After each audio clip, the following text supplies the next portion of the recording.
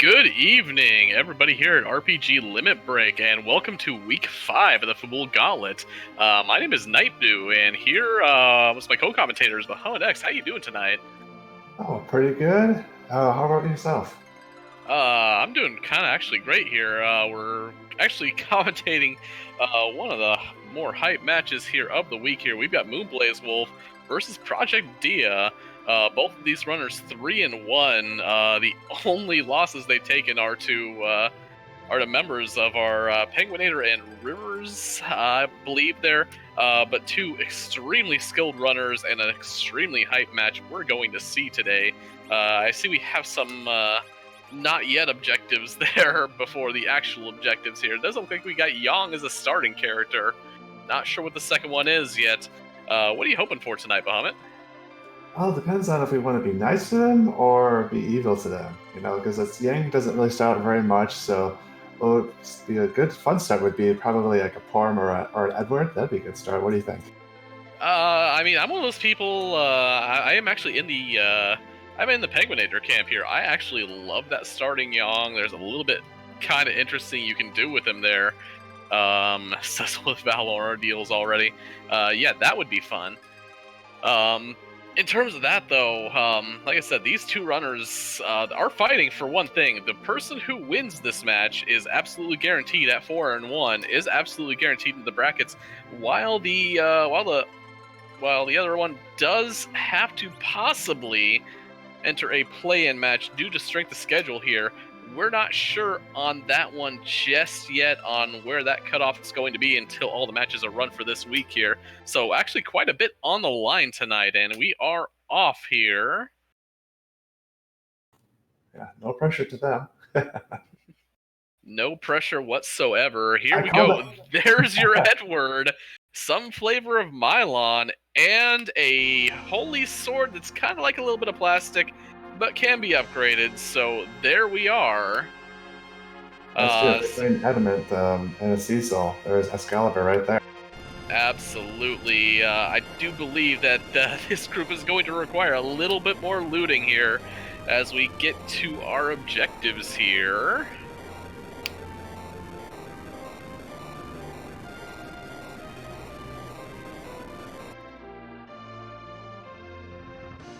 I mean, we did just hand Dia Edward, so... Oh, I saw one very important one there, the very best. I saw absolute value in K. Bahamut. Looks like there was a go find Rydia there. There was also a find Leviathan. Yeah, defend Fabul, that one's easy enough. We do have a Porham in the Baron Inn with a vanilla Baron guard standing there. So already our first taste of vanilla 1 minute into the match here.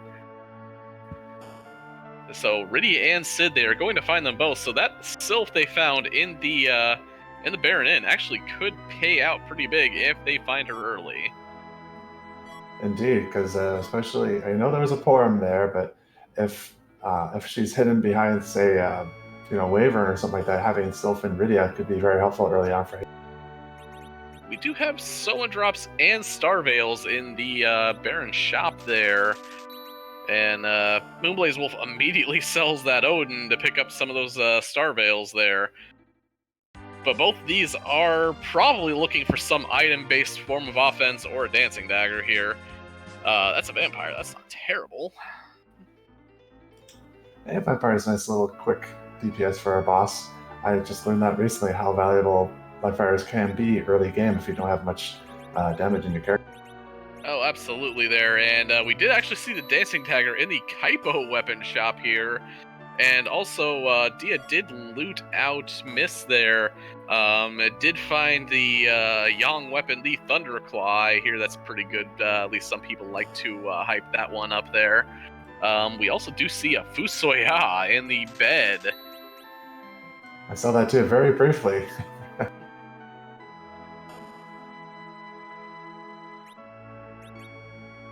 I mean, it is a very comfortable bed, Poydrak. I mean, I believe it's a lot better than the inn here. I mean, you got so many people waking up in the middle of the night looking for boss fights.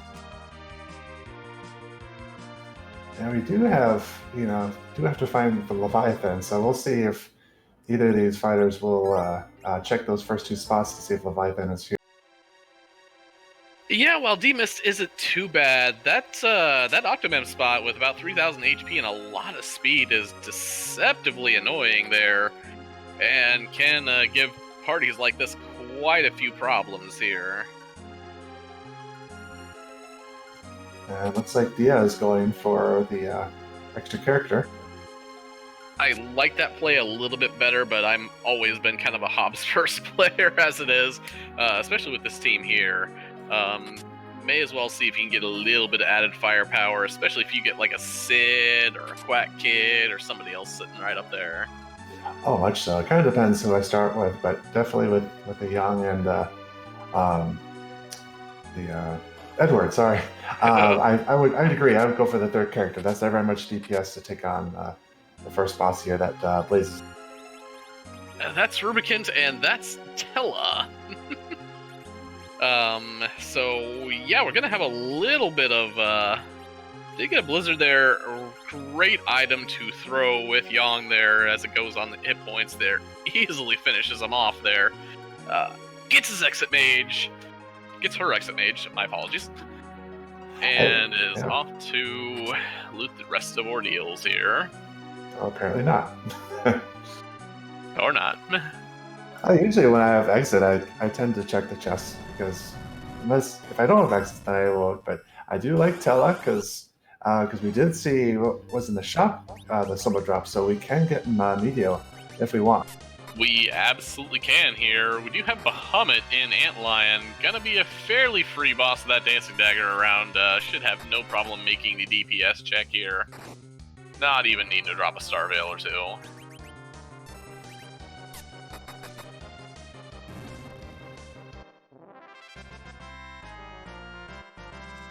Yep, nice and easy. Let's see what the item is. It would have been a lot harder with Boron, let me tell you. No Dancing Daggers there. And that's ooh, we have a hook seed. Oh yeah, we got a hook seed with this party starting out. We've got a Porum in that Baron Inn. Offensive characters, we don't have too many of those starting out here. Something rude at the, we're praying for something rude at the Rubicon spot at this point here. I'm eyeing some Ogopogo or maybe some Kanaza. Absolutely.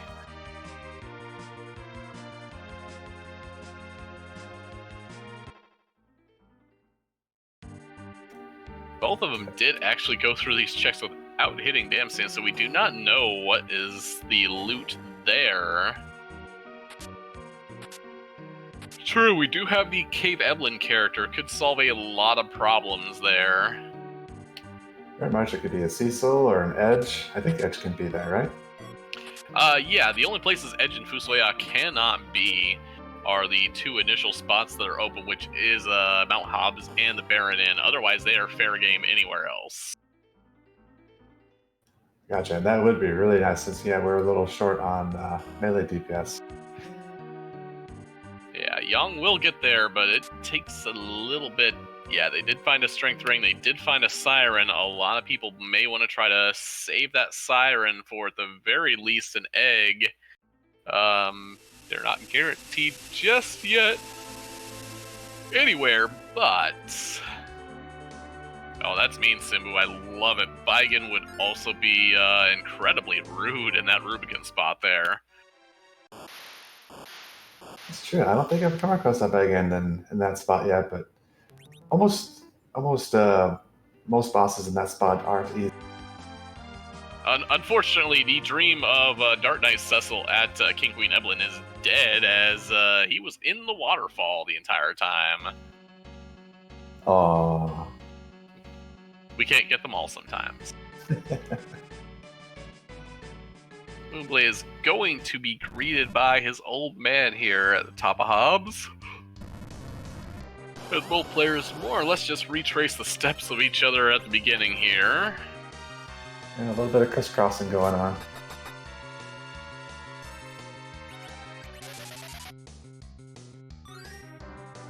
So the question is, will they go to Fabul next, or will they perhaps go on to motor deals, because I know some people like to skip Fabul with the hope to get Pan so they can get it all done in one shot. It's a little hard to say skippable with this party here. I mean, you do want to get to Ordeals as fast as possible to get Tella online here, as you're going to likely need him. Yeah, especially if there's no Magma Key or Darkness Key before having to take the hook. Having Tella would definitely help a lot. And we're just not going to see the back of Hobbs here at all. And Dia, actually, I totally get why she is going straight. I mean, she's got Tella, so she's got a source of exit, but is going to immediately check on that Cave Evelyn character. Not happy with her party. Don't blame her in iota here. It's something I would definitely be considering. Does look like Blaze is going to be mirroring that play, both taking that hovercraft immediately to Cave Evelyn. Also going to see that boss there and what they have to prepare for. Hourglass 2 is also a big find in that shop. And you definitely find some good items in the Evelyn shop, I've noticed. Yeah, it is a gated shop by a key item, so it is actually lumped in with the better things that you can find on the underground and in the Hummingway shop. Yes. William Z, the only thing you have missed is a Yong and Edwards start, and they found a Tella on Hobbs and a Hook in Antlion guarded by Bahamut. Both of them availing themselves to those Hourglass 2s. Very nice items here. And who do we see? That's Cecil. That's actually a great find for them. That's, we did not see Dia check the weapon shop in Cave Evelyn. We do see cat claws, rune axes, and a few other nice goodies there. Yeah, definitely. If we want to have Cecil be useful, we need at least somewhat of a decent weapon. But picking up Cecil here, I wonder, with Cecil and Tella, will both of these runners go back and do ordeals so we can get a little bit more damage output? Oh, absolutely. That's a big neon sign saying Mount Ordeals next exit. Also, Dark Imp, not terrible at that Rubicant slot there, especially given that they do have access to Hourglass 2, so it's really, half the fight there. Because they can just pitch that there when he loses his boss bits. Simbu's rooting for Val in ordeals. Oh, that is definitely a very rude spot for Val. Simbu trying to hedge his bets here as the seed roller here. Saying, I don't want to make it too easy for these two. They're top runners. They can handle it. Oh, they can handle anything, I'm sure. We should just make the 4-0 runners just run Kata seeds for our amusement, right? Yes. Entertain us. Yeah, I just had a thought. Since there are 2 objectives to get characters, I wonder if that has to increase the chance that we might have a character in Giant. I would love that. Yep, Dia just hit pay dirt here. Those were the previously mentioned vampires hanging out there in the Troya item shop. Oh, nice. Although neither of them do seem to have, I haven't seen really much in the way of monetary value drop here. They're both a little bit strapped for cash, honestly. Yeah, I was kind of noticing that too. It's always nice when you see like a nice crystal armor or something similar that gets a lot of gold. We saw one for sale over there in Cave Evelyn, but not exactly the way you want to go with that. No, it's the other direction. Why would you ever want to buy crystal armor? Brash Wolf Dragon, yes, you can absolutely exit out of any town. As far as I know. Confused Yong here. You're on the wrong side, my friend. I believe you're supposed to be defending this castle. Oh, Fabul, yes, you cannot exit out of Fabul, yes. And I was going to say, one very nice place I'm really glad for you can use exit is if you're trapped by an NPC inside of an area like the old lady in Kaipo or the female NPC inside Toria. Sometimes it's nice to use exit to get out.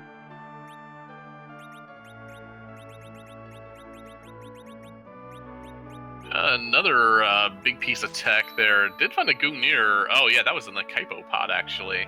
But did find a Curse Ring over in Silvera, so Moon does pick up that nice piece of tech here. Yeah, having a Curse Ring definitely can help a lot with your anchor. Cure 3 is also there. Pink Tail was our prize out of Fabul. So, honestly, yeah, I believe both of them with that Cecil in your party. Also a Cat Claw in Fabul as well. Very nice find for that Yang. That better not be a Holy Sword. That's got a fairly decent chance to be a Holy Sword there, Simbu. And if that is an X-Scout or a Crystal Sword, they will be hopping the next airship straight to Mount Ordeals, I'm sure. Well, that's right. Since it's so early in the game, it probably would be worth checking it, because late in the game, you probably have enough items anyway, so people tend not to check Pink Tail, unless they also have the Rat Tail to check, but early... Oh, yeah. I mean, there's so many good things. A Holy Sword for Cecil, an Artie Bow, possibly. Power Shirt, Zeus Gauntlets, those kind of things, all those possible off of that Pink Tail. Of course, Dia proved me immediately wrong, going straight toward Eels. Does get a Rune Axe and a Bandana, so hey, plenty of things right there to throw on your Paladin. That's true. Maybe enough here. We'll see what bosses end up here. Like, I know Simpu's winning Val.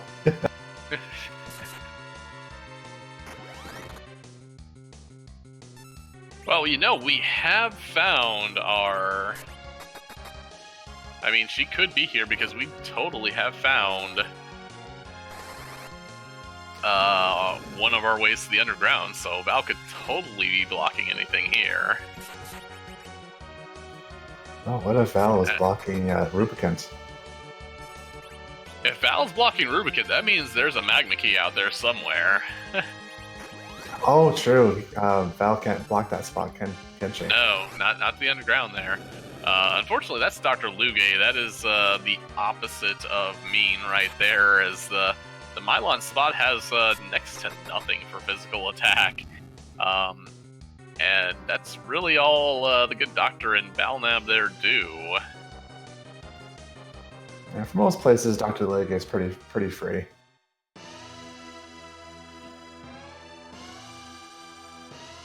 So Moonblaze does get through, is picking up that Pink Tail.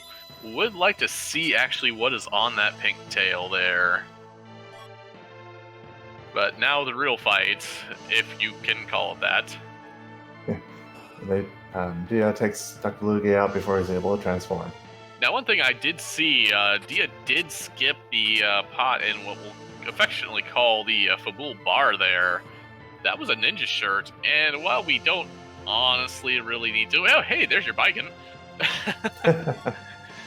Oh, that's not an easy spot either from my memory. That is not an easy spot for Baigen whatsoever. This back attack, those arms are going to get all kinds of attacks off there. Only 3,000 hit points between all the parts there. And here comes the Grimoire. Well, Sylph isn't terrible.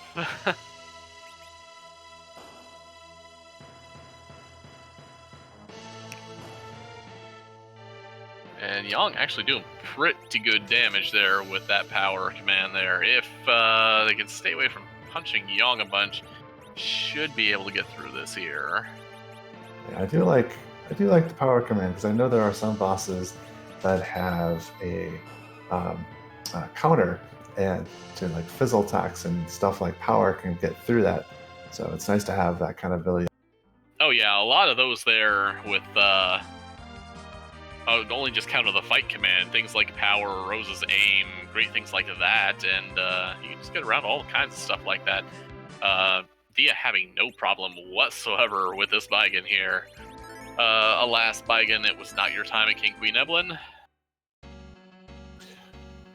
Did Blaze skip Pink Tail too? I feel like I was trying to look. I'm not sure if he checked it. No, Blaze did absolutely not check that Pink Tail. Neither. That was not a Rune Axe. That was a Poison Axe at the beginning there. Still a pretty decent Cecil weapon, even with a bit of inaccuracy.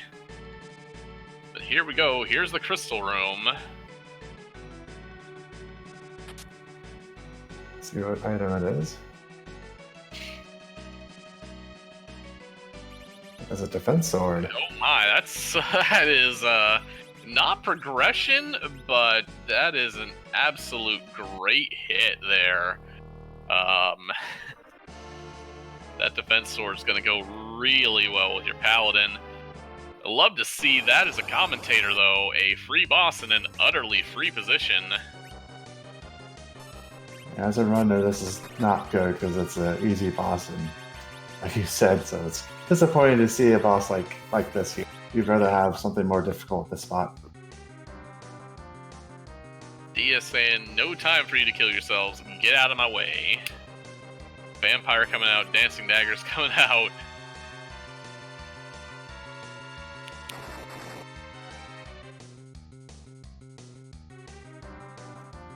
You know, the fact that there is a defense sword now, I wonder if it's even worth checking the Pink Tail or not, because I know that was one of the really nice things to try to find, but I suppose it could still be Zeus Gauntlets or something good for you, yeah. Yeah, there's enough good hits on there, especially with, your fifth party member here at this point that you know of is a Porom in that Baron Inn. A Paladin Cecil is a great thing to find right now, but even with this Dark Imp, or Dark Elf, if you find an Excalibur or a Crystal Sword, heaven forbid there, that's a free win. Definitely, and they're already sitting pretty good if they both have those hourglasses. So just freeze him in his dragon form and boom, done. True. I mean, either of those holy swords would just be even better. Oh, of course.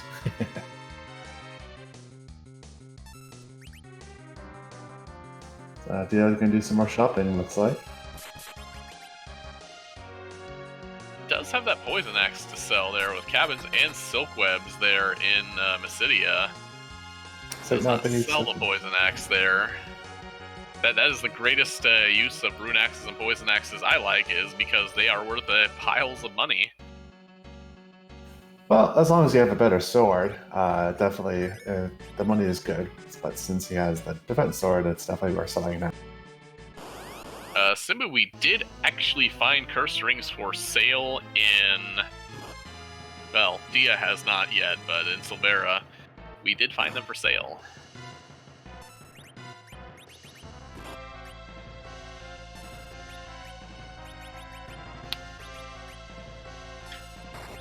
So if you're gonna go and get our Porum, maybe? Honestly, with that check being as fast as it is, you can hourglass away the first form, and it only has 400 hit points anyway. At this point, why not? And especially if there's a magma key hiding right there. This is true. We just don't know what the second boss is. The second boss could be something like Wyvern.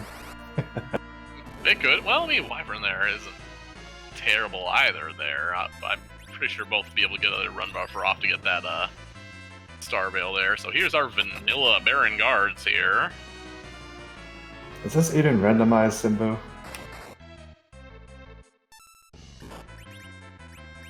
I mean, this is pretty close to the party you'd bring. Well, I mean, Young's not there yet, but no, those are just some Dark Imps. That's pretty free. Oh, much. Especially with the hourglasses. Yep.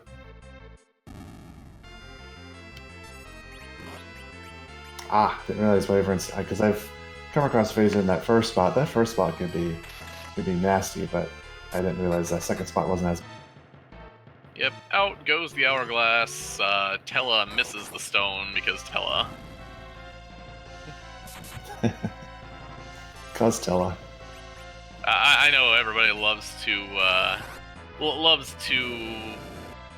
go on about the virtues of Tella's versatility, and yeah, I suppose it's out there, but I will not I will not hesitate to rag on the old man.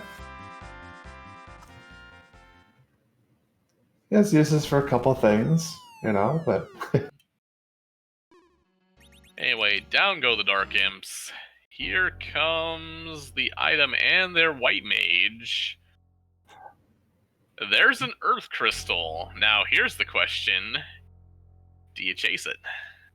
I would, because, we may not have enough levels for.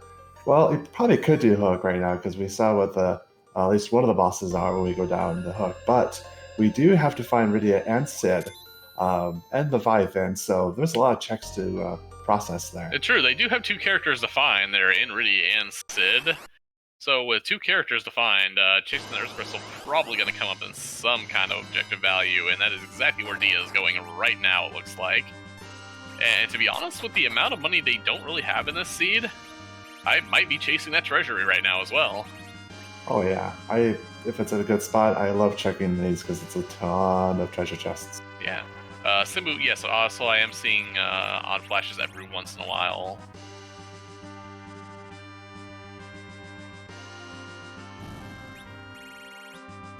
So in we go, we're gonna get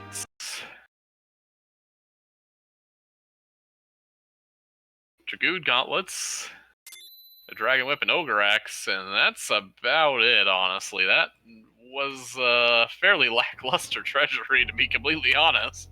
There was one thing that might be useful until I did see the black shirt, which I know is not what it's supposed to be. It's supposed to be increasing of, was it will, but it's wisdom instead. But since Tella is both, you would be able to use it.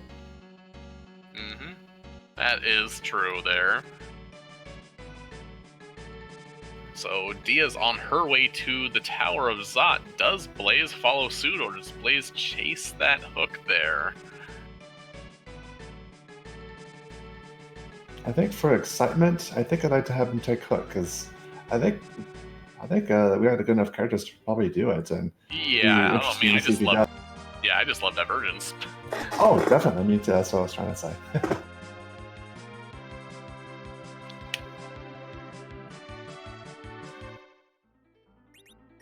And Blaze is headed to the Baron, and that is the one play that we do expect to be made there. Still not checking that pigtail. Keeping that Elven Bow on. We don't know what was at Pigtail because neither of our runners have checked Pigtail.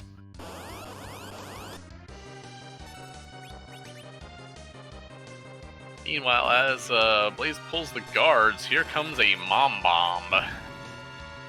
While they should be able to see the Mom Bomb away here, that is a fairly annoying boss to see here.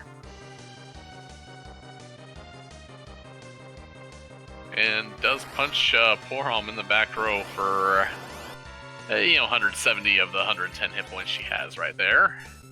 Ouch, that's unfortunate.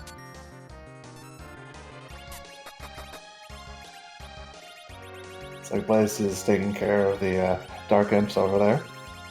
Yep, is back rowing that Cecil there. Does still actually have that Grimoire that Dia fired off in the Bigen fight still in his pocket.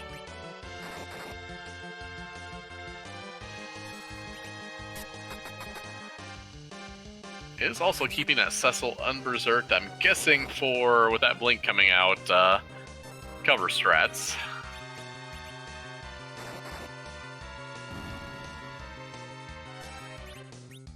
That is true, and even if they don't, however, the Explode's going to come out. And Hourglass 2 is likely to follow immediately. Indeed, because having enough DPS after the explosion, then the little bombs can explode themselves and take out your party. I mean, you say they're going to get replaced soon. What we don't know is, it's Duplicate Eddie and, here comes a virus from Tella. Single target, though. We do have a Berserk Yong with no elemental claws. He's going to take a few swings here. It's like Blade's got his Porum and Earth Crystal. Now we'll see if he diverges or not.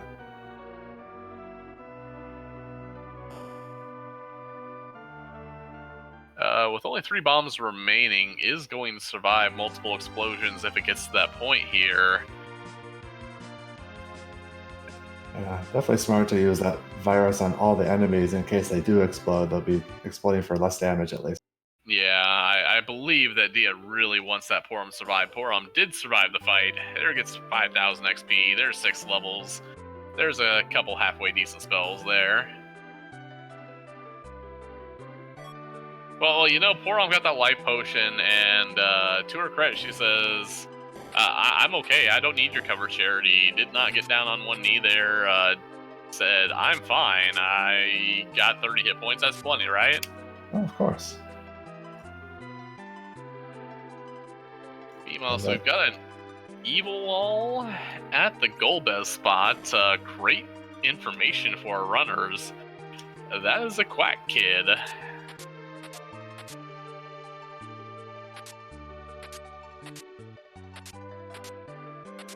So who would you like to have at the Valvala spot here?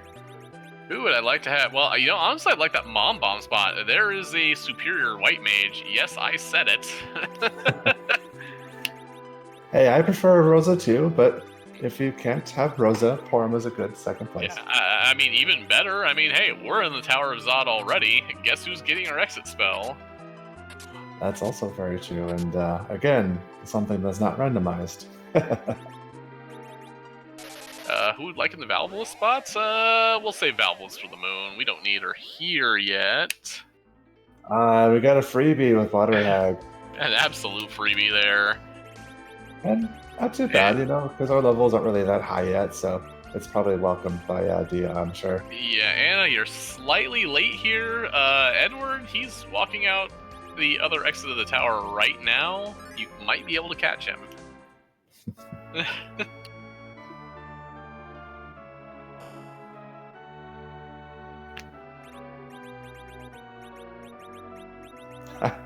I like the Palom did the last shot there on a little hit, and that was enough to take him out.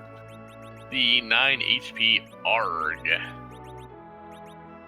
But yeah, that is most of the cheesable bosses. We've seen Baron Guards, we've seen King Queen Evelyn, we've seen Dark Imps, we've now seen Water Hag. The only freebie out there, I mean, at least in terms of like Hourglass stuff here, well, I believe would be the Kaipo officer and soldiers, I believe.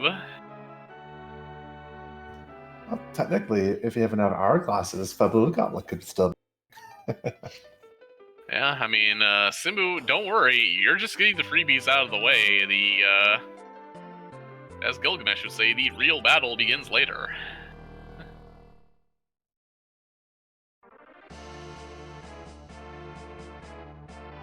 A heroine robe, so while it was a great for party upgrades, neither of the required characters, not a key item, could totally fade it.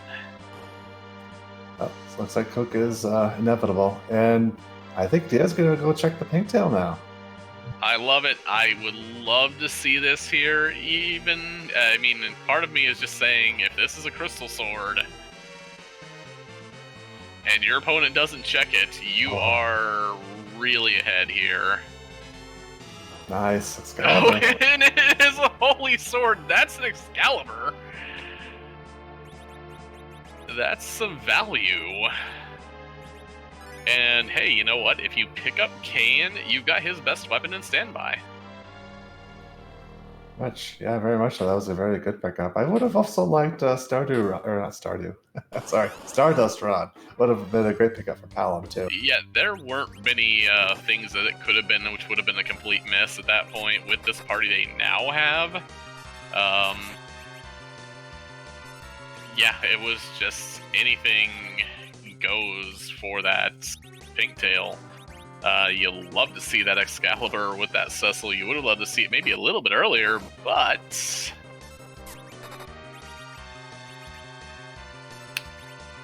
so I think unless like the first boss is really trolly, I think Dia's sitting pretty good. I think.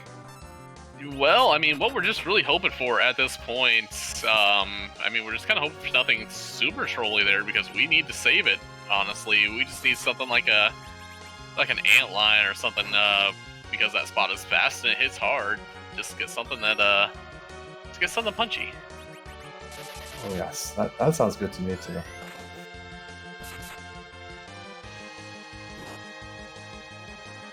And looks like Dia is not checking for the chalk chest, so she must think that she has enough levels to take on the 2 bosses. Don't really blame. Well, I mean, does have an Excalibur. Probably. I mean, neither of them really were able to buy that many hourglasses. Could be looking at it and saying, well, I would like to fight this, but not really in the cards in terms of the resources I'm trying to save here is my best guess there. I mean, it's not a fast fight either. That's fair. And, you know, they can always check, and if the first boss is way over their heads, they can always, you know, go back and get them later. Yeah. Dia immediately going to back row that Cecil, and yeah, as Simbu has said, honestly, like I said, that Holy Sword there, that's pretty much the big death knell that's the second death knell for Dark Imp there. Bad enough that the second form is going to be cheesable with that hourglass, and then when Cecil's going to be swinging for, you know, I would say probably, you know, 4 to 5 grand with that holy weakness. Well, here's Dragon Mist. She can be kind of punchy. Well, yeah, Dragon Mist could be a little bit punchy. We were kind of hoping, at least I was kind of hoping, if it was going to be D-Mist here, that there was a Magma Key involved. Yeah, well, at least, yeah, I'd say, yeah, D-Mist is definitely doing some good punches. Yeah, the one big thing is, while D-Mist will do plenty of good punches, the bad thing about D-Mist, at least for us who are apparently really hoping for the runner's demise here, is that D-Mist will punch exactly 3 characters before going to the Mist form, and then you can just throw a lot of life potions and say, well, as long as I have 4 characters standing, we don't care. That's very true. I think the only places where Dragon Mist can be actually annoying is in a faster, later spot, like in the Land of Summon Monsters, where it's kind of tough to get many hits in before she turns back to Mist. Oh, absolutely. You plug her into a huge hit point spot, and then she just becomes a extremely large time gate. Nullifies the Excal is not nullifying the Quake or the viruses coming out from our resident Quack Kid. D-Mist not gonna take too long with only, I believe, 6,000 hit points right here. Is gonna evade that second virus coming out, however. Or third, actually, if I'm thinking right. Some, but I was gonna say one nice thing about the spot is, you know, don't really worry about characters being dead because there won't be any experience. So as long as you have 1 character up, and then you're good to take this out and go on to the next. Here comes the Blink on Palom. Here comes the Get Ready to Fight. And as Moonblaze collects the Quack Kid and the Rosa, a little bit behind, but with no real leads to any of their other objectives. Definitely not an insurmountable lead by Dia just yet. I was just thinking that she's got a little bit of a lead, but we can still see some divergence once we get down to the underground, especially if we see some more, you know, rabbit hole creating items. Mm-hmm. Anyway, here is our Dark Elf, and I'm assuming that Cecil is going to get an immediate Berserk here. Although that is a reasonably fast Dark Elf. That opening combo coming out pretty fast there.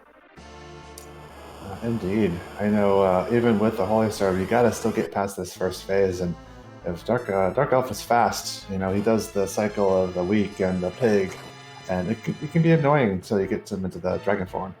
Absolutely, and I don't know if the plan was to have Tella do the berserking there. However, it is immediately pigged.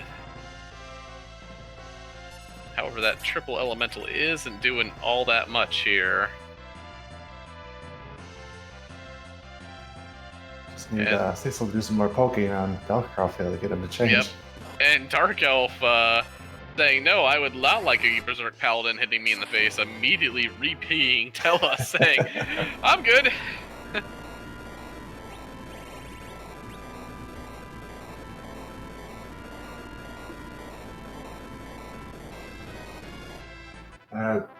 Still hasn't changed yet. I thought that last one was going to do it. No, with about 24,000 hit points, I believe it's a 50-50 split on that there, so me change should probably happen right around 12,000 here. Probably going to take a third swing from our Paladin. Here comes the Bursk, however. And that's terrible news for the Dark Elf, even as Tella immediately will be going down to these spells coming here. It's like, I did my part. Time for me to sleep. Mm-hmm.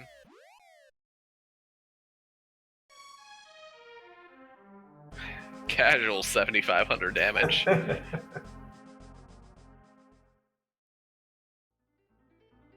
Here's what I didn't know. Since he did more than what was needed to change over, does the remaining damage go into the next form, or does it not? As I believe it, it does not.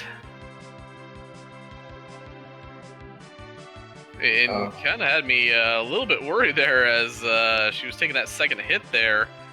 I know it's back row fairly heavily armored Cecil, but the one damage saving, yeah, it does refill to a set point. I know you can't. I know you cannot skip me change ever.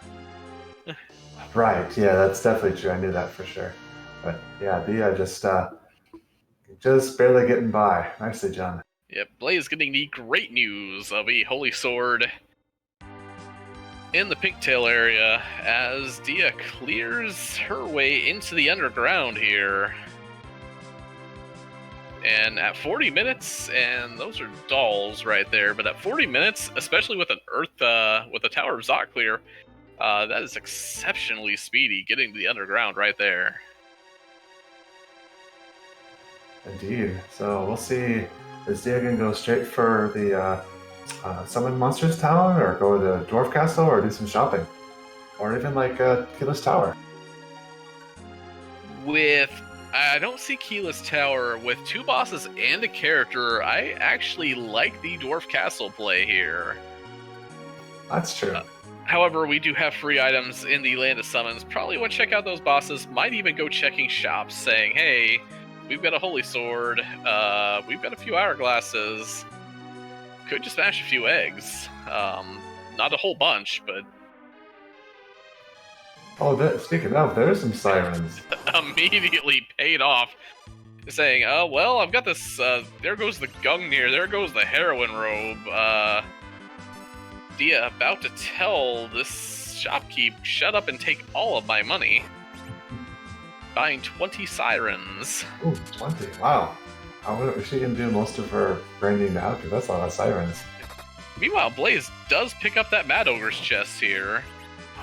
And very briefly there, I saw Dia validated to see, I think, was that avionics engineer? I think avionics technician, I believe, was the job dwarf there. Ah, okay. Even better, there's some sorcerer robes down there in the armor shop there in Tamra. Tamra is officially loaded. I mean, 5 sirens right now would probably get you to where you would definitely consider cleaning out Feymark immediately. But is diving immediately down there instead. So I don't think we don't have Quack yet, do we? On Dia? No, Quack Kid is not online because Quack Kid was face down for the end of the Rubicon slot there. That's right. Blaze finding another ninja shirt. But he did get some experience, so hopefully that'll help against the 2 bosses coming up. Oh, there's a magma key exactly where you don't want to see it.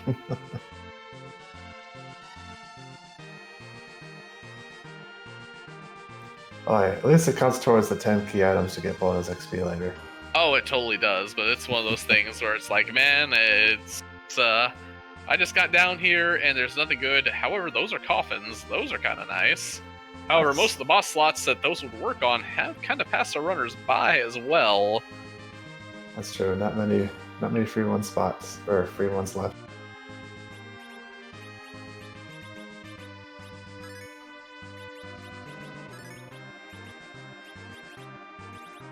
So we likely are about to get the, I would assume, check here of the bosses and the very likely ensuing nope out of Dia here, because I cannot just think of anything really great here to fight.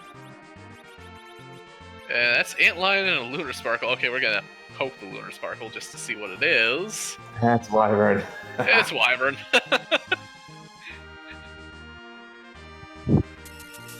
Now, I believe Moonblaze was the one to find the curse ring, I believe. So I wonder if that's going to come into play if Moonblaze gets down there and says, well, I can just anchor up this Tella who Blaze did keep, actually.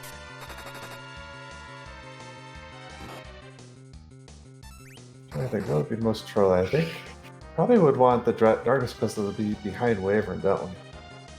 Yeah, I mean, as Simbu says, Antlion in the Leviathan slot, not exactly what you want to see either. Because Antlion's script is pretty much down to punch, punch, punch, punch, and counter the fight command. That's true.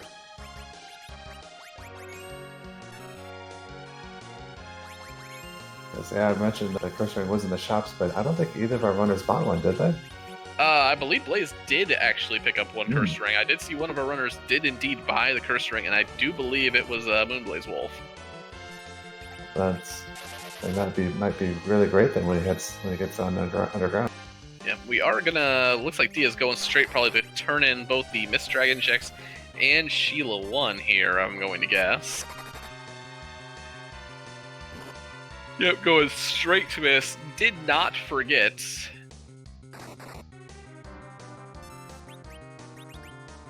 Which is kind of easy to do, especially as you had to go through another boss fight between D-Mist and... Yeah, Tella apparently does have the curse ring on Bloomblaz's side right now. That's a rat tail. I was gonna say definitely if, like you're saying, if it's a while before you can check the mist, you might forget about it. Yeah, I mean, I've seen a few runners do that here in this tournament. The longer you let that D-Mist check linger, the more you might happen to forget that you ever saw her. Yeah, I've seen it too. Looks like Dia's gonna go check that rat tail right away. Yep, so we did get an Excalibur off the pink tail, so is there value at the rat tail as well?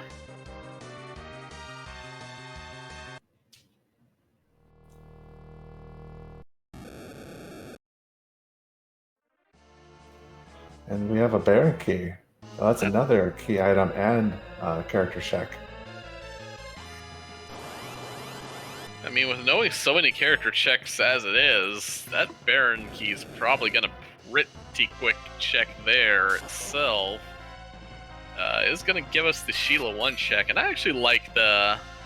I do like checking Sheila 1 pretty quickly if the pan has not shown itself.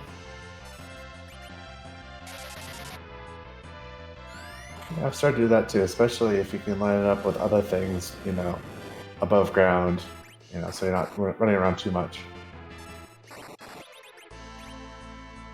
Anyway, as Blaze is punching down the Dark Elf, here comes another Holy Sword. Yep. And no edge to throw it. They might check that Cocal shop here. That is open, however.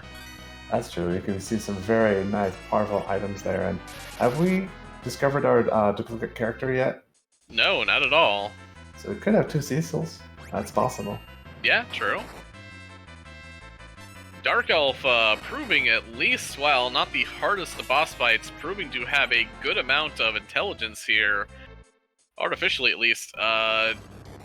Sniping down that Cecil, and preventing a Berserk cast yet again. Dark Elf knows what's up here.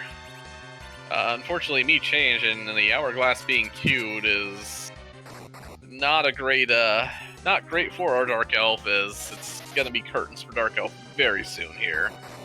Yeah, Blaze won't have any trouble here, so... Theo's gonna probably blaze right through the Baron here because I got good items and good levels. Should be no problem for her.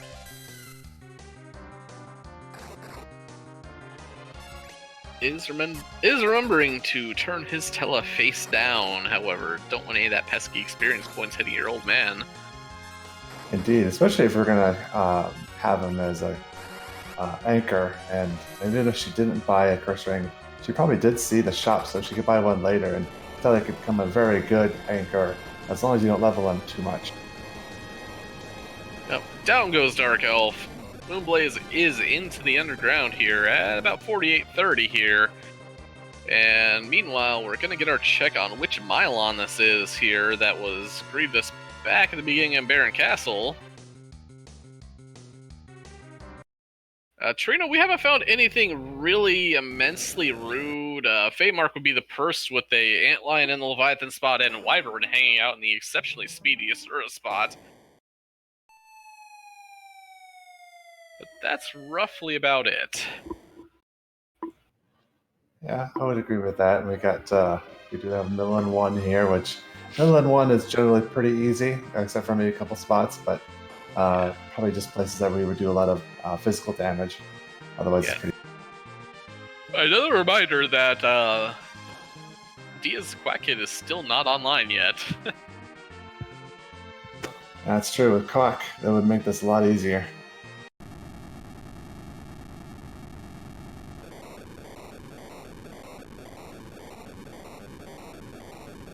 And I can't remember, I believe Baigan actually hits fairly hard. Oh, no, Kick actually does in all the zombies there.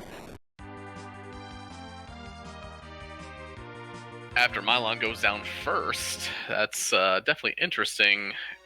Blaze gonna skip the check, and Tomra going straight to the Feymark here. Gonna get that Magna Key, gonna probably be a little bit disappointed.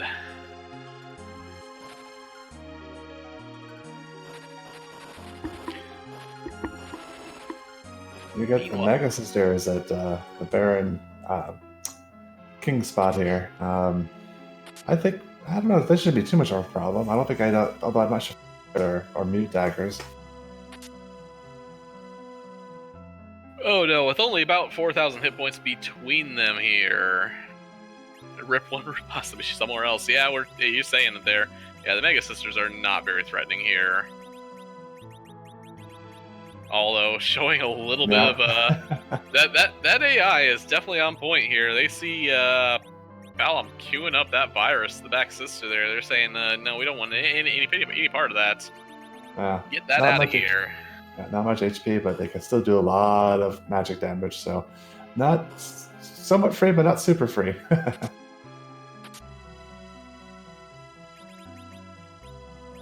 However, those are Berserk spells down on Cecil and Yong, so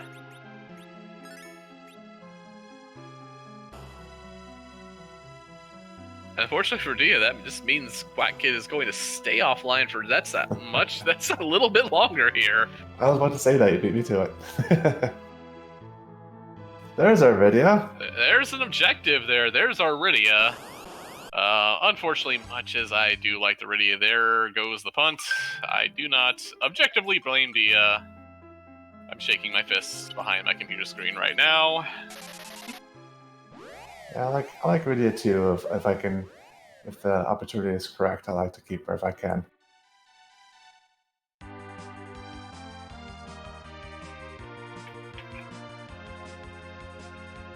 I mean, yeah, eggs are definitely an option for both runners, even if moonblazewolf doesn't know it just yet. Is at least going to mirror those checks on likely Demist and Sheila 1 here, and the rat tail that comes from it. In the pot, we have the pan. Okay, that's what I thought I saw. So sometimes these runners click things so quickly, and sometimes it's difficult to see what it was. I mean, I believe the meme is gotta go fast, and yeah, we kind of usually gotta go fast. That's true, indeed. Meanwhile, Dia is not. Okay, was landing in the yellow dragon position, and as Simbu said, that is a 9 key items. Probably said, well, let's just wait a minute here. Blaze did have the one siren, is going to fire it off at this egg right here.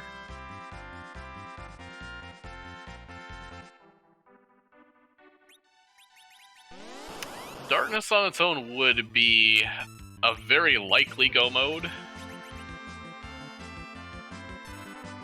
Without knowing if Sid is gated behind anything else, such as that package.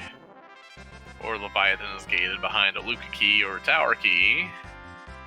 And while I was talking, I totally missed the item that the Sylphs gave to Dia there. Me too.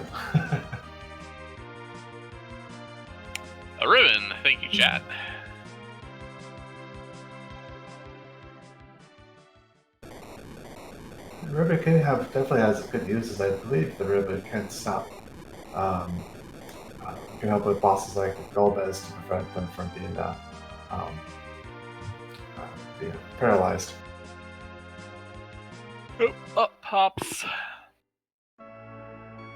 Moonblaze here.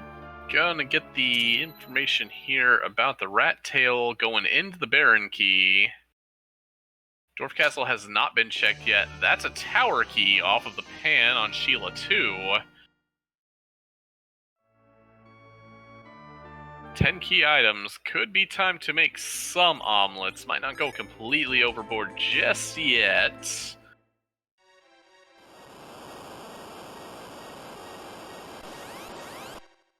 Did not also get an Odin check out of Dia, so that one is at large as well.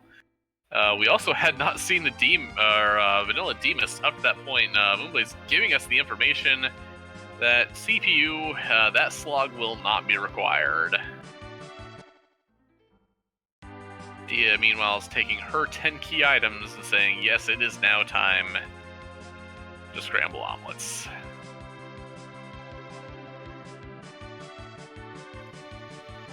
Blazer's gonna get his rat tail check in.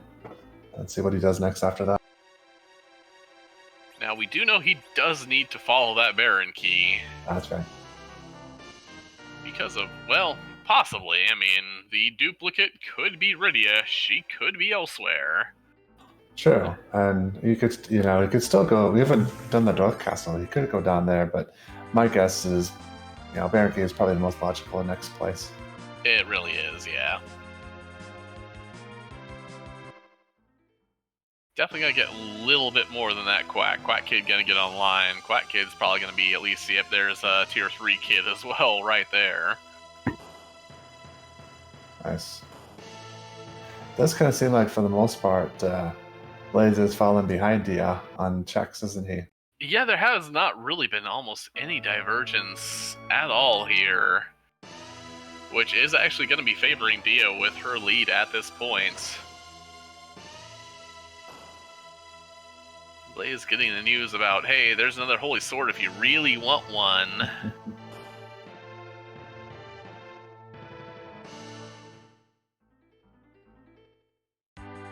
So yeah, Dia's doing her grinding, so I wonder what she's going to do, though. Is she going to try to take out those Planet Summon Monsters bosses, or maybe she probably has enough levels to take on the Dwarf Castle. I believe they had enough levels. I mean, as soon as you get Quake on Palom, I believe that's like enough for Dwarf Castle right there, in my opinion there. But with that many levels, yeah, I could see Dia turning. Gotta check that Dwarf Castle first, and I do not blame her just on the whole fact that it's 2 bosses. It's 1 character check. Yeah, I think Simbu has got it right there, the logical, the Dwarf Tower and then Fame Arch. Sounds like a logical order. Yeah, character is definitely more appealing. If we know that Sid is here, then we can fade things like Package, Giants. Don't have to count on the moon for the character. Okay.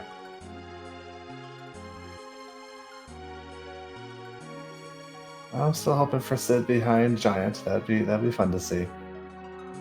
We get a lunar sparkle here behind the throne. I don't think we've seen many lunar bosses yet, so this could be pretty much anything, almost. Yeah, other than Wyvern, he was down in the cave summons. There's D-Lunars. D-Lunars meet Excalibur. Not able to one-shot it, though, but hopefully with enough DPS here, he should still be okay, because he's going to start reflecting virus. Likely not going to be too awfully... Oh my, those are some spicy viruses. Ouch. Yeah. Cecil is going to drop the first one there. Is going to eat a reflected virus, take him down to 35 hit points. And reset. And resets out because that fire was likely going to kill that Cecil there.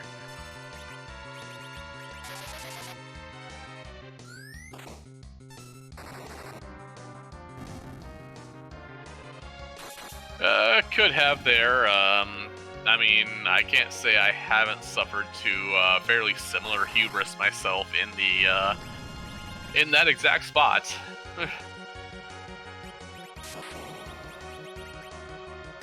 Yeah, I usually try not to do physical attacks on that boss unless I know I can get him, take him out fast enough before they start reflecting fire.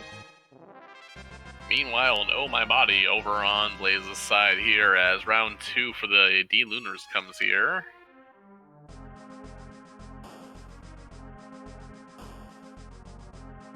I mean, to be fair, it might just be a Quake into a Berserk on Cecil here. Yeah. Oh, yeah, that'll help a lot.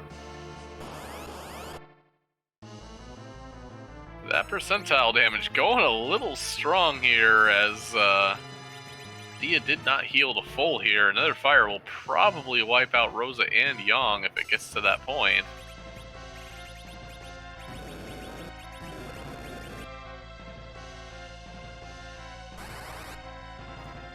Will not get to that point. There we go.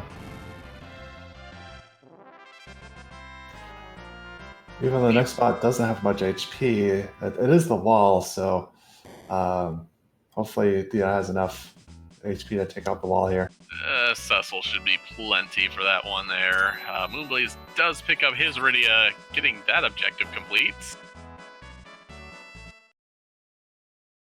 And they find an edge, which is an interesting pickup, and Dia says, no ninjas necessary, goodbye.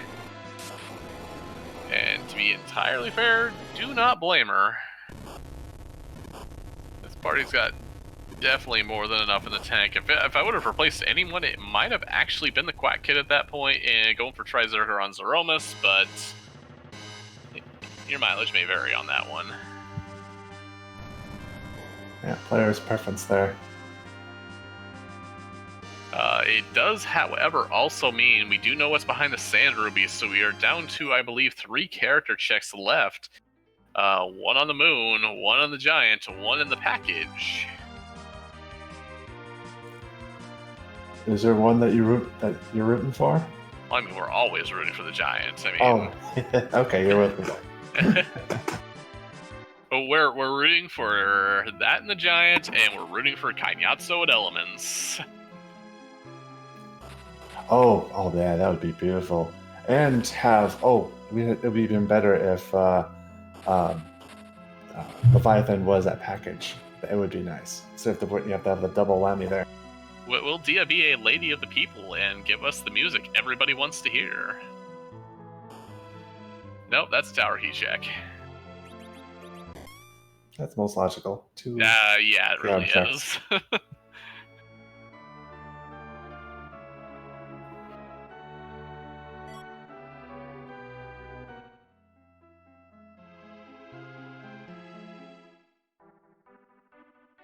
So it looks like Blaze had Yang whack himself over the head. So now we'll probably go back up above and talk to Sheila again. And I believe still neither of our runners have checked that Odin position here. You're right. I don't remember Blaze checking that either. That could be our Leviathan right there. Moon does need to Yeah, Moon could get back a little bit of time by fading Dwarf, but that's not a check that's not a thing I'd be fading either. The thing is, they've just been, the routing has been identical. not just close, identical. Yeah, pretty much. Maybe a little bit of different order on shop checks, but definitely on progression. Exactly. We did know the dolls were up here, but this is a key item check. Does need... I would actually say one big thing for Blaze right now would be... Blaze is the holder of the cursed ring right now. Having something on Wyvern would be really nice here. Oh, that could put him back in the game for sure. But yeah, Simbu saying Dia is playing scary fast. Yeah, Dia is the model of efficiency here right now, just grinding through everything.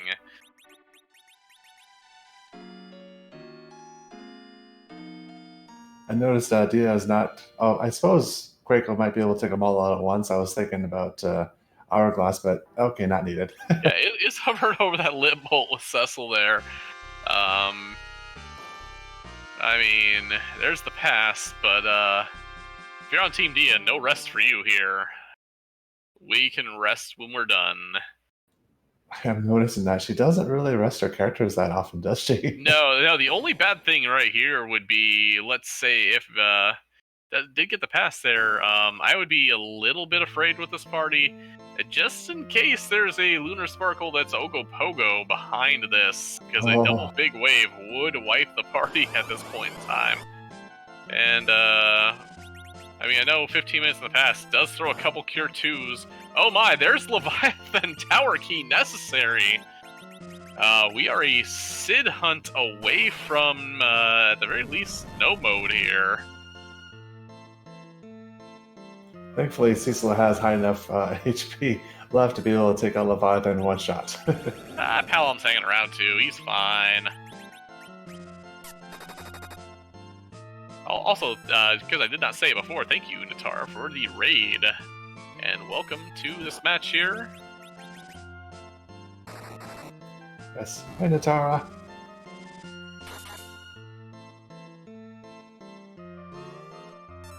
Yeah, well, I mean, more 66% because Darkness does give 2 of those 3 character checks there.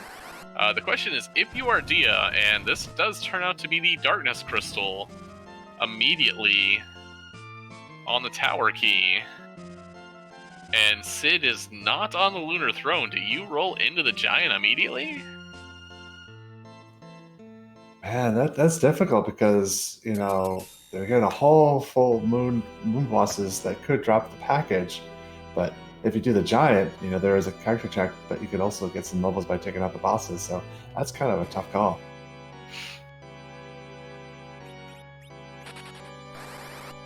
Interested to see actually what Moonblaze does. Both runners saying no to Edge.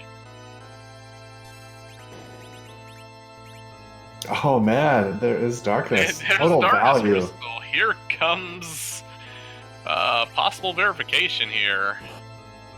That said, if it is Sid on that Lunar Throne with the Sirens and Hourglasses that Dia has left, Gold Dragon's on the way to on the way to finishing off your boss at Cave Bahamut's.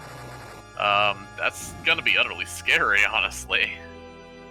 Yeah, but very nice, super value of the tower on the seed.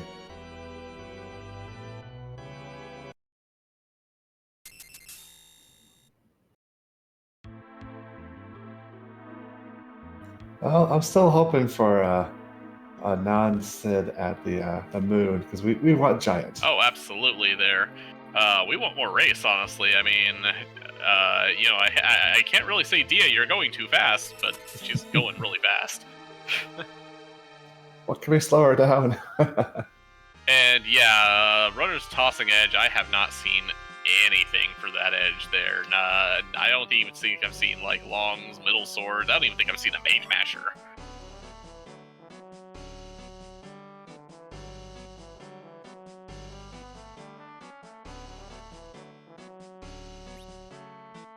But But anyway, our moment of truth for Go Mode incoming here in just a little bit, as that lunar whale has been summoned. Dia's head to the moon, and we'll probably beeline that throne just to know where she is in terms of that last objective. I think another Eddie would be good.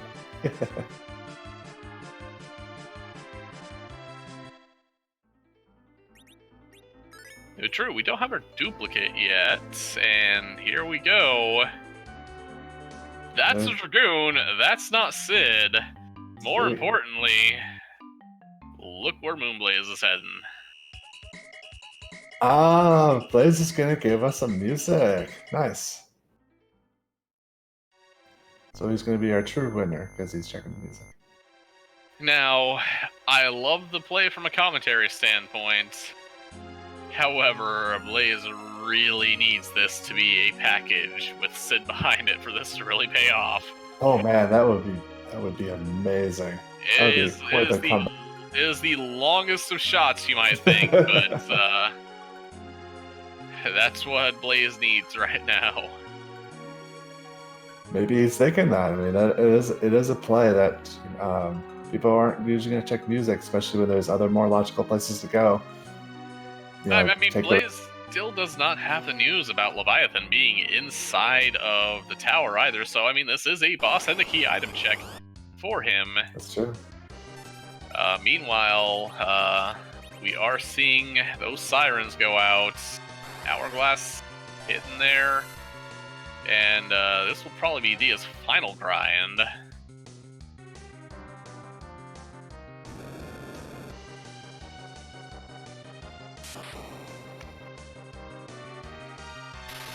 Well, I do one thing. I have been doing the double when I have sirens and I'm able to go to the mood. I like been doing the double dragon grind because it is a little harder, especially if you don't have weak, but you do get a lot of money out of it. So if you have stuff you want to buy, it's another bonus by doing the double gold dragons. Yep, however, I am going to drop off comms for a little bit. We've got incoming music here. Muhammad X, in a little bit. Name that tune.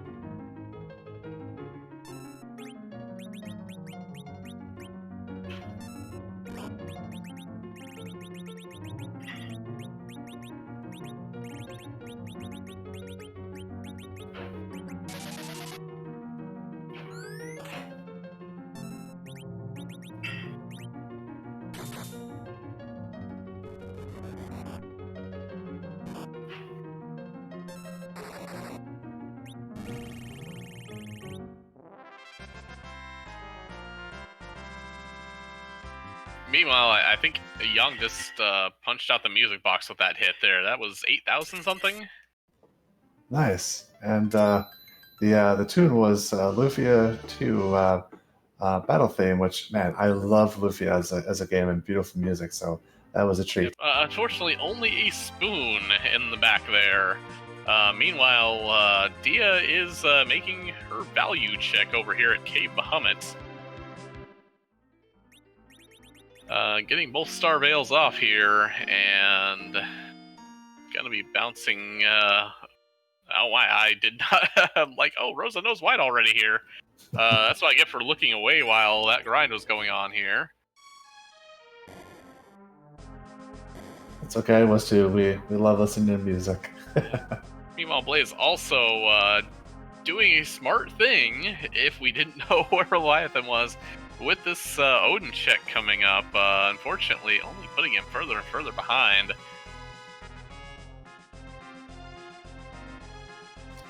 True, but again, this package could be here with Sid. Yeah, it very well could be. Oh my. Hey, we found your Valvulus.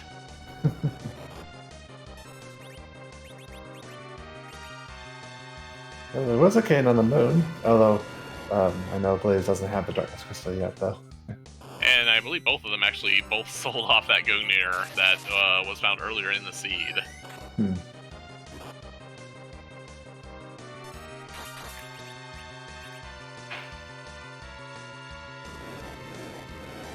Math guy, you might want to check the. I know there is a document in the Discord there that does show you exactly where Valvulus exhibits odd behavior there. I do know that the Odin Throne is not one of them.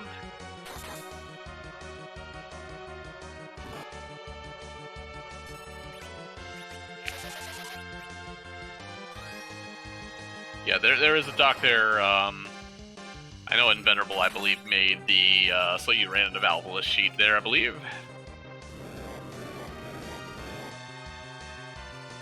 It does look like Blaze is able to keep up with Val here, at least for now. Able to hit. Which is... Yeah, honestly, I mean, with yeah, like you said, the Blink coming out, likely some Berserks. You know, Blaze will get through Valvulus. That's gonna happen. Mm-hmm.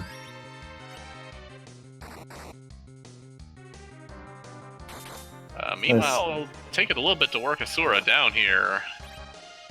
An Arcade of value. I was noticing that here too.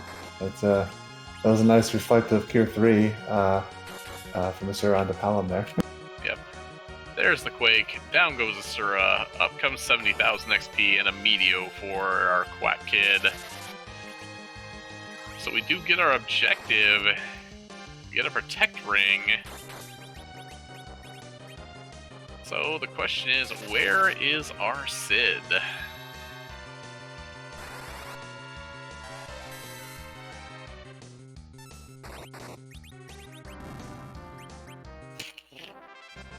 Yeah, I was kind of thinking, you know, checking the Giant would be a quicker character check because you don't know if it's going to be packaged. You don't know which boss is going to give up the package. It could still be not just the moon, but we still have our summon monsters bosses too. Oh, absolutely. And Dia proving us all correct. Heading straight for that Giant.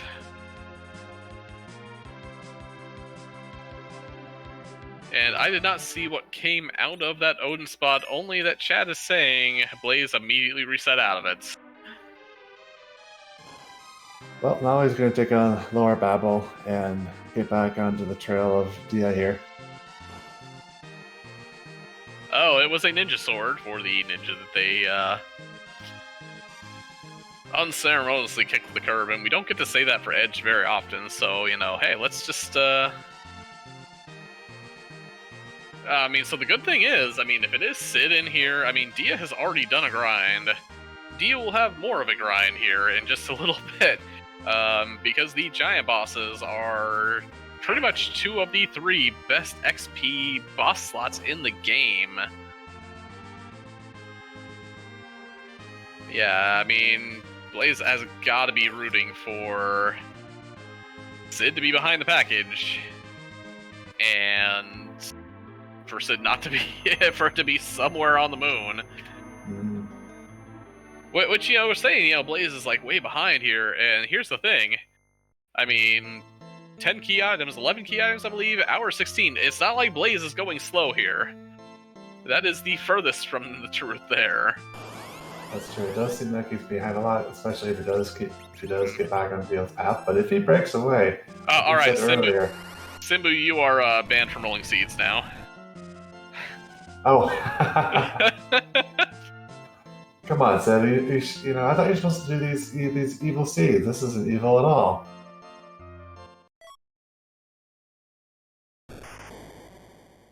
Mm-hmm.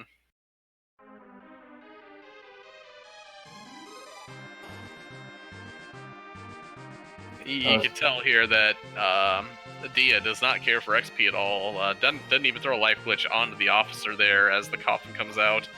And they're all just a little bit confused here. Here comes the stone for the rest of it. And there it goes. That element spot. Less than a minute? Probably. Wow, that's gonna be like one of the fastest boss slots there. Meanwhile, Moonblaze is getting the good news about Leviathan being right there.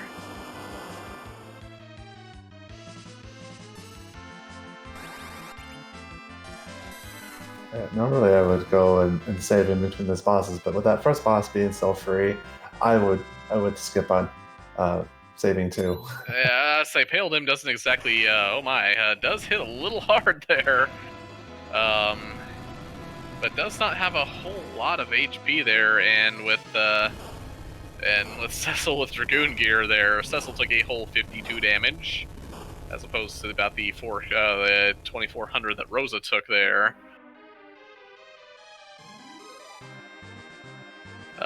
Probably is not going to live beyond a few cycles here, especially now that Cecil is going to be, I believe that's a cover going on to Palom there, as Palom just keeps nuking away for 9k plus. You should have no trouble here, and I'll find the moment of truth here if Set is here or not. Out comes the nuke. Down goes Pale Dim. In comes 300,000 XP. And yes, I know that's the double there, but... no more party meeting. If this ends up being Sid, she's in... And...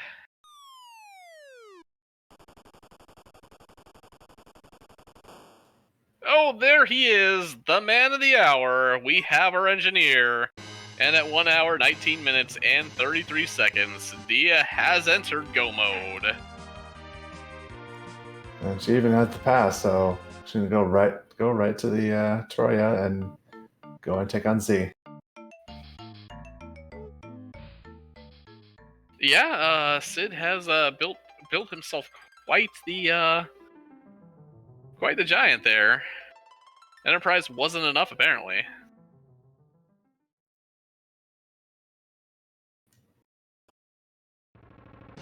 So Naidu, I know every race that we do, there's something that we like to say at the end of every race.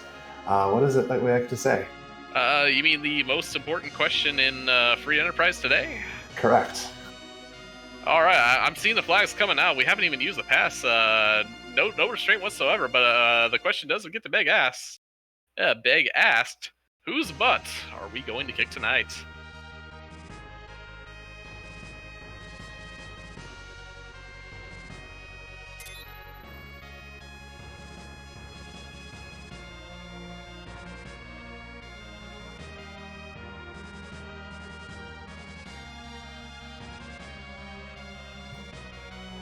Is there a sprite you're hoping for tonight?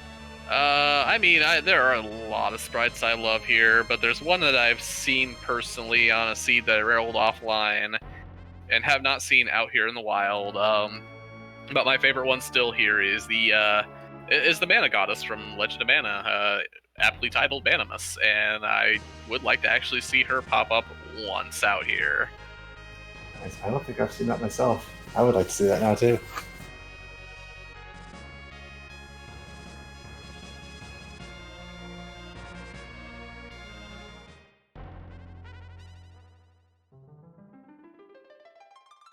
And while we're waiting for that to start up, Blaze is gonna see Arcane and ditch Arcane, I'm sure, like Dia did. It is probably going to roll back into K-Bahum. It does have the same Hourglass and Siren situation that Dia did, and should probably get the grind done there.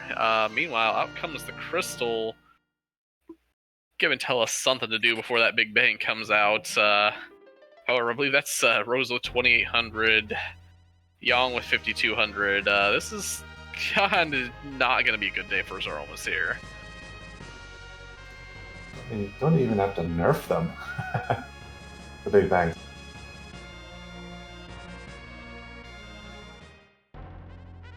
Apparently we ordered some Doom with this seed. Dr. Dumas. Dr. Doom, while very good for this, may have picked the wrong fight here. Because this is a very stacked party coming in here.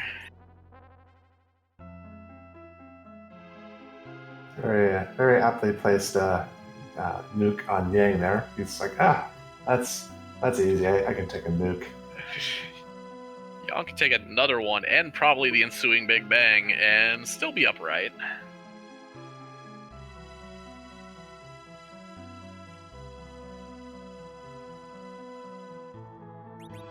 Tella getting his well-deserved nap here, as Moonblaze does see a Sora there. Is gonna keep the Elven Bow ready here on Rosa. Is not gonna do a grind in front here.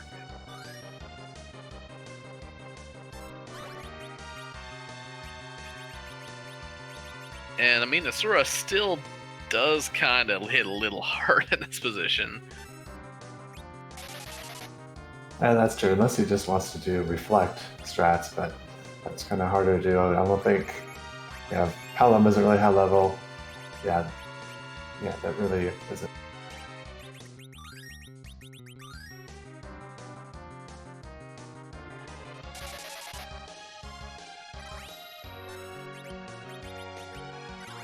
Anyway, full-on hybrid strats coming out from Dia here. Nukes, whites, Excal swings, punches. Going to be a fairly quick Zeromus fight, all things told here. And indeed, for sure, I think Dia's going to be dealing with this done pretty quick.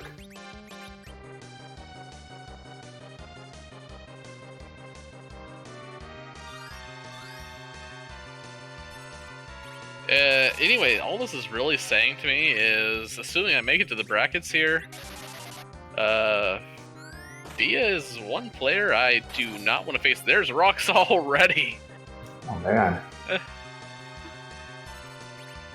Dia is definitely a force to be reckoned with. Oh yeah, on my short list of players that I want no part whatsoever of. There's the Flash, there's the Boom. There goes Dr. Doommas, and with an official SRL time of 1 hour, 25 minutes, and 6 seconds, our winner is Project Dia, and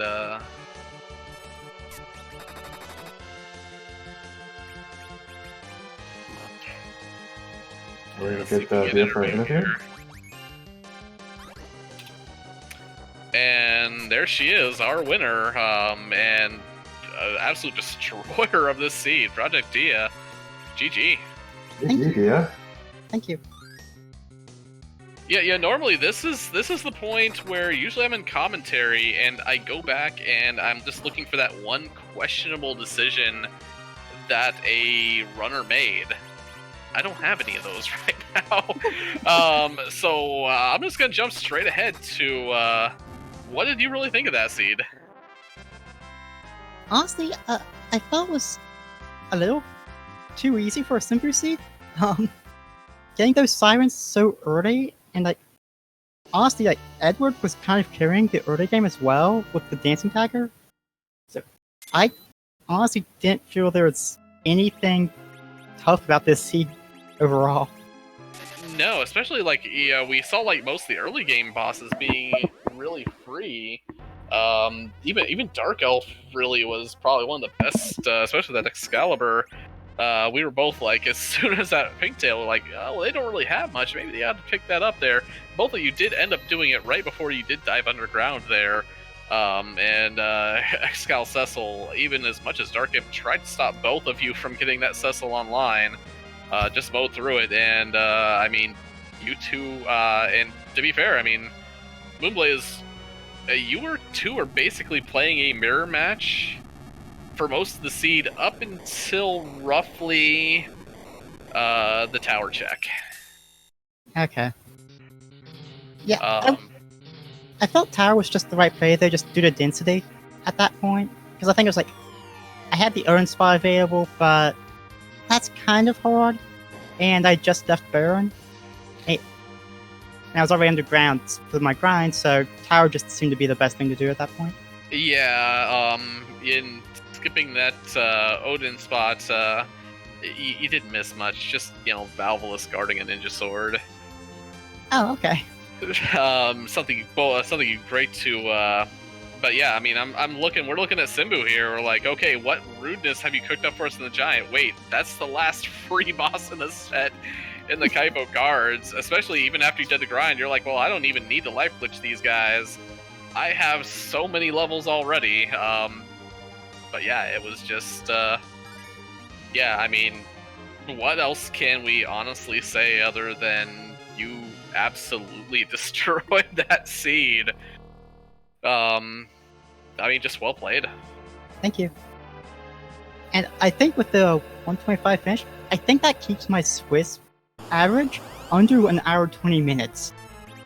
Amazing. And this is exactly why I said, should I make it to brackets? Dia is one of the players I want I want nothing to do with whatsoever. Also, were the life potions in Silvera, I guess? The one thing that we saw that I think they were, but the one thing we saw that we were thinking might have ended up tripping you up was Silvera did have curse rings for sale. Blaze did grab one of those. Neither of you touched Fey March bosses at all. Given what they were, I do not blame you whatsoever. Blaze did make a check, or was it you or Blaze that made the check and saw Wyvern? I saw Wyvern there. Okay, yeah.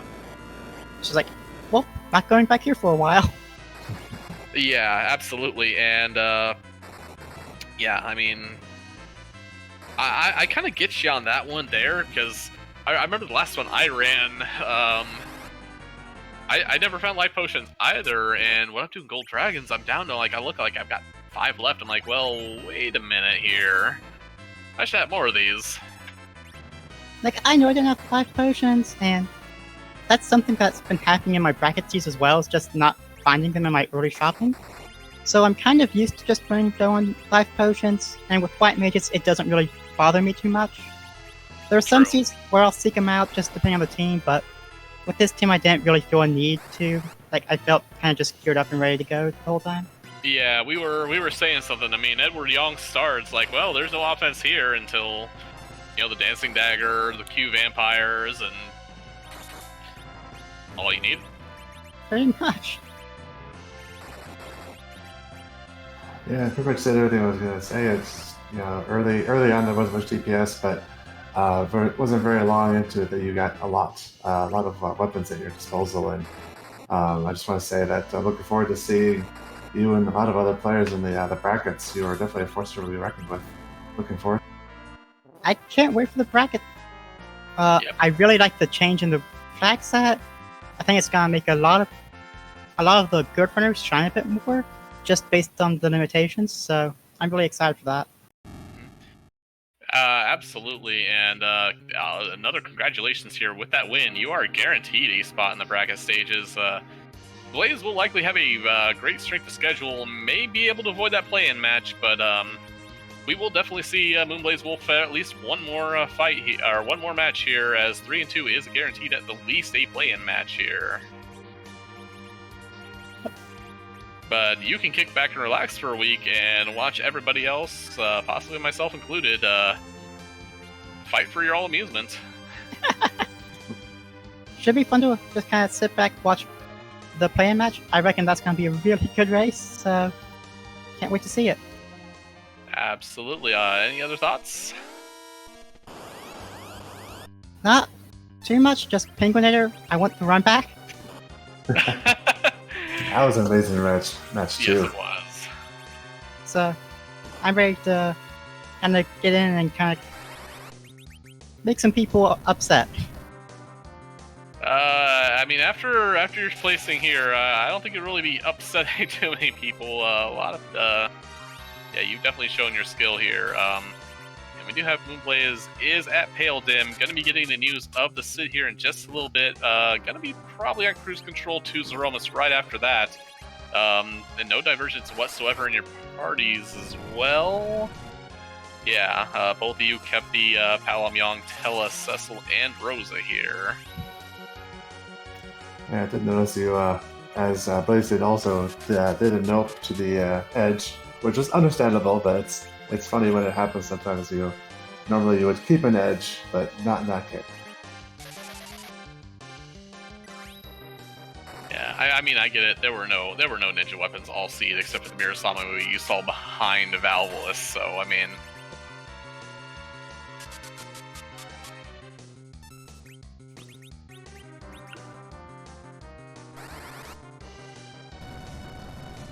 I don't know, Simbu. You're rolling some jet seeds now here. So Is this a start of a pattern, or is it just a anomaly on the radar? This was supposed to be the Simbu and Scala Kitty classic here. There was there too much energy here? Did it fold over on itself and say, well, here's a jet? Was there too much evil involved in the making of this seed? So much evil at double negative itself? Yeah.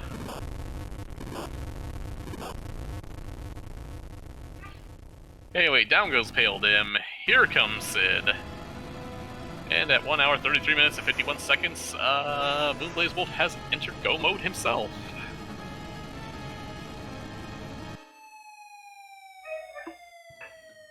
And I think you're saying earlier, he probably has enough levels to probably go right to Zoramos too.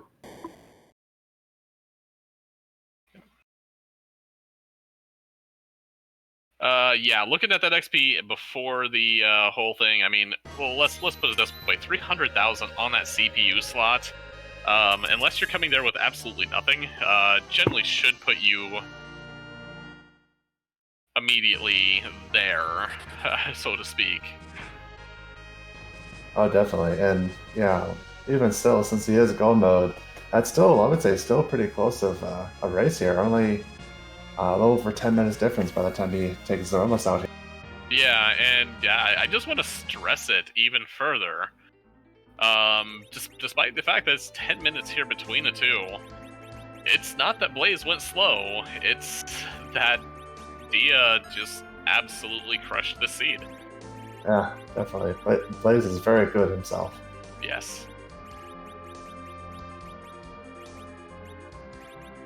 Yeah, Harp and Odin, there's 5 to 6 minutes there. Yeah, there were some extra checks. That's true, Simbo, yeah. It's not only that you can land the Lunar Whale there, it's that you should land the Lunar Whale there. I keep forgetting that you can land it there because, my vanilla brain says, you can't put it there, so I never put it there. Just seems weird to do it.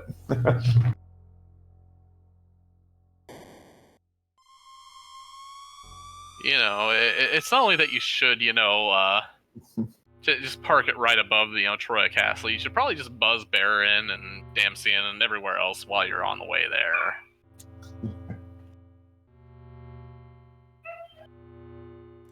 Blaze got a little bit back in, with Quake against the Mega Sisters there.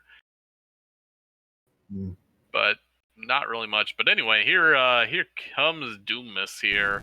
And Blaze is going to find himself in much the same position, if I was looking at the numbers there, as Dia herself.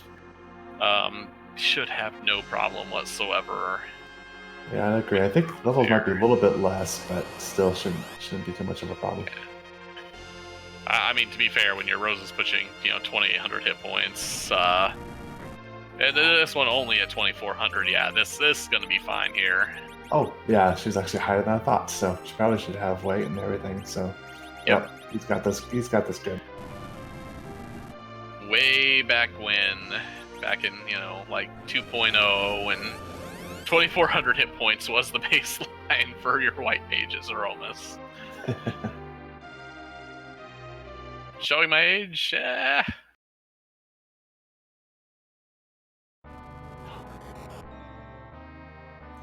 Again, I made a point. I didn't realize that Blaze checked the trap chest in Evelyn. I must have been looking at... I saw the Mad Ogres there. Did not get much from there. Didn't see the Staleman, although we were paying a little more attention to. And I actually like both of those chests if you just recruit a Palom, just because those two with the life glitches will get you to Quake. Mm-hmm. Oh, he also did say cave upland. I thought he said castle upland. I'm like, I don't think he went in there, and he didn't. No, he just went. It was No, although Dia did say with the changes to the flags coming in next, you're going to start seeing castle upland dives. You're going to see watery pass dives. You're going to see players go a little bit off the path you're seeing for these Swiss matches here. Nice. That'll be fun to watch for sure.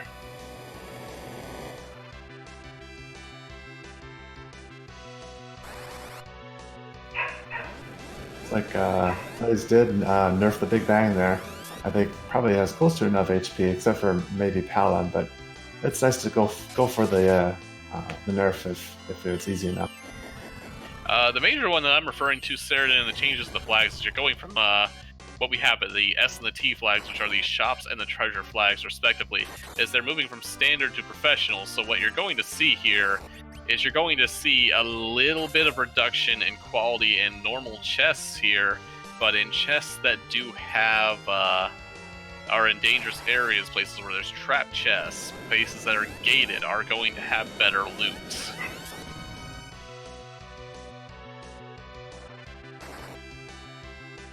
So players looking for an early edge will go for more dangerous chests.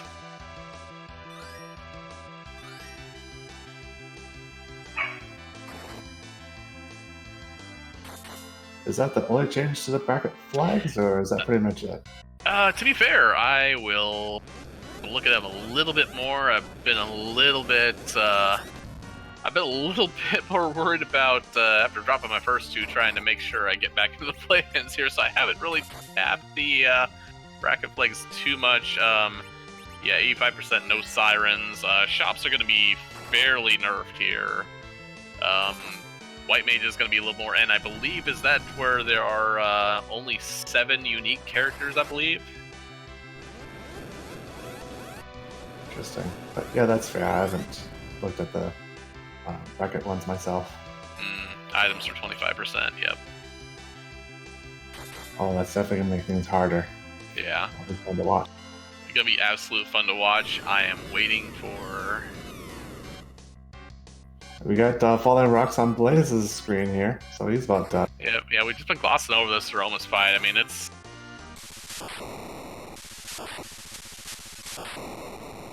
And yeah, Rivers, thank you. Yeah, this is the often quoted Z flag, which gives us somebody else in place of our final boss, Aromas. Anyway, there's the flash, there's the bang. Get your GGs out for moonblazewolf with official SRL time of 1 hour, 40 minutes, and 22 seconds.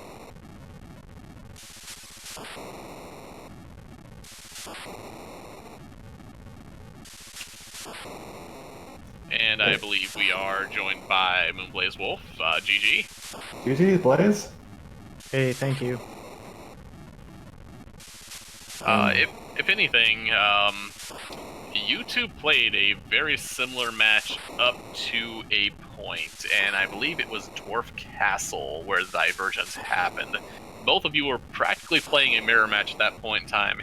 Dia was a bit ahead at that point, but did go up that tower, hit that Leviathan, and went straight to the Cave Bahamut, and then the Giant there. But yeah, you made a few extra plays. I do want to ask, what was it the gamble you made to to check that Twin Harp?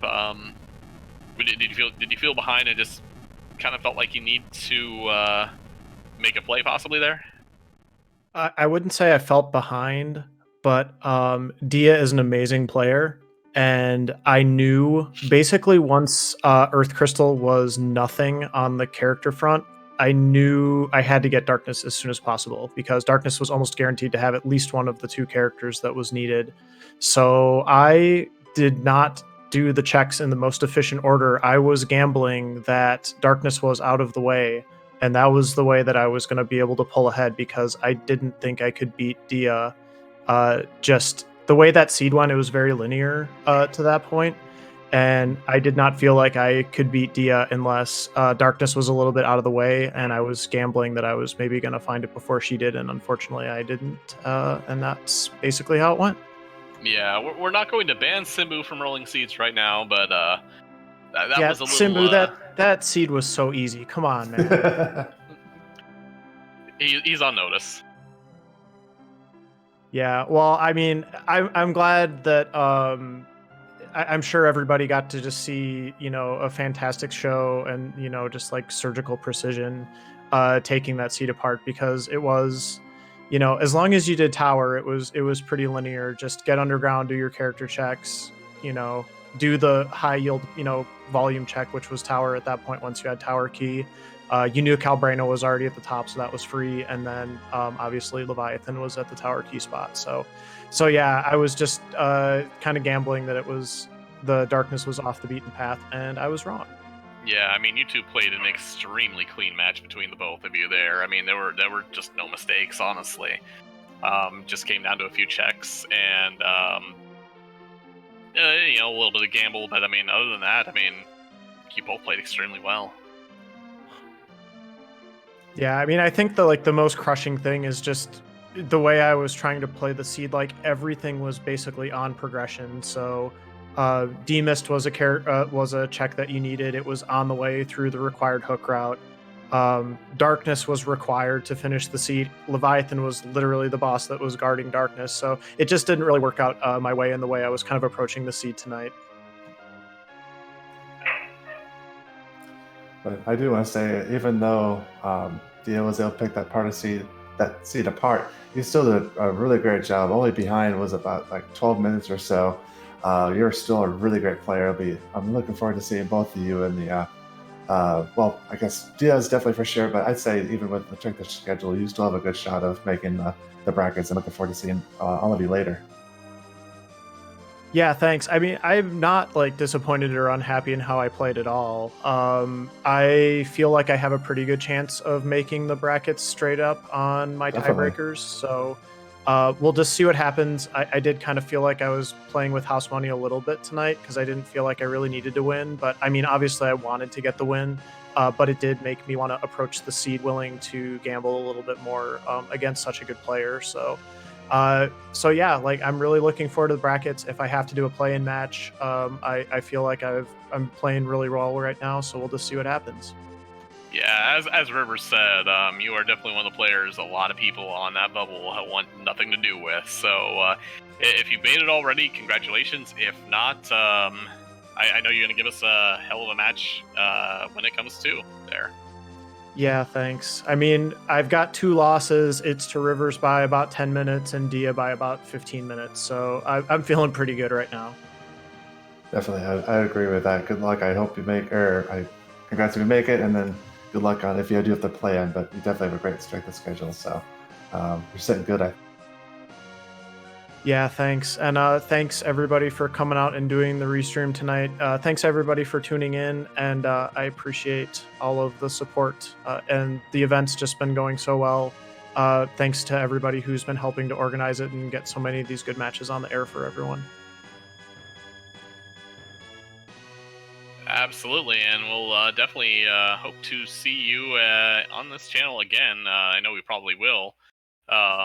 But yeah, thank you very much. We do, that is it for today on RPG Limit Break. We do have a match scheduled for tomorrow. Looks like Nablaforce versus Ikir is a 2-2 match, so it is an elimination match. It looks like 8 p.m. Eastern here on RPG Limit Break. So if you want a little bit more free enterprise, tomorrow we will have that for you here. Does look like that is going to be it for us tonight there. I do want to throw out a massive thanks here to get into RPG Limit Break. To our runners, moonblazewolf and Dia, thank you for such a great run. I mean, that was extremely great. I can't really say much more about it there. To our restream team, Simbu and Gambit, as much as I was getting on Simbu about the seat there, restreaming a whole lot of this. A lot of this not possible without him there. And much thanks to my co-commentator, Bahamnex. Anybody I missed, I think? I think that's good, but I also want to say, thank you back. You've been a great co-commentator too. It was fun commentating on this race with you. Absolutely, and I believe if I'm looking at this right now, I believe we are going to be tossing a raid over to. Looks like Dr. Cossack is going to be running more practice here for the his match later here, so I believe we're going to be tossing you over that way here. And yep, there's the raid notice right there. So again, GG to both the runners. Thank you again for commentating with me, Bahamut, and we'll see you hopefully very soon. You too. Have a good night, you guys. Good night, everybody.